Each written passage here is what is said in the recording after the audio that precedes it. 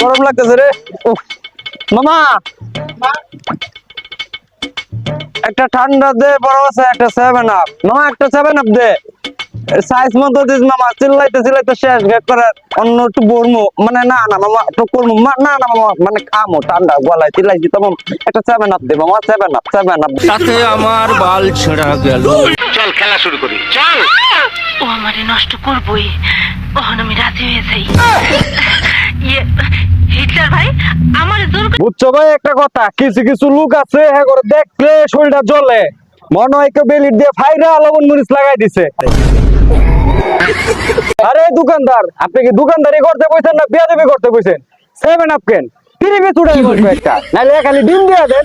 7 up বেচতেই ওকে মামা। Brazil party এদিকে যাবো আইছস, তুই আগে কইবি না?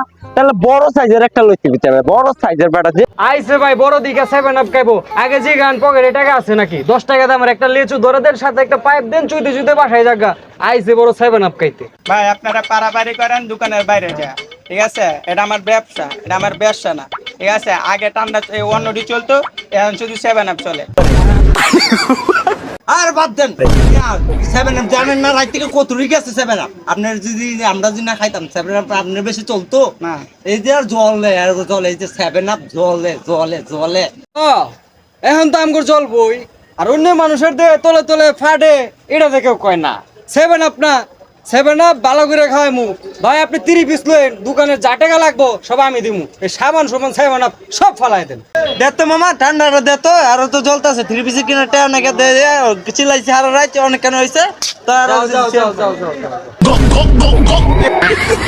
ধরো মিয়া দোকানদার, আপনার দোকানে আর বই মুই না আমি, কারণ আপনি 7 আপ বিক্রি করেন।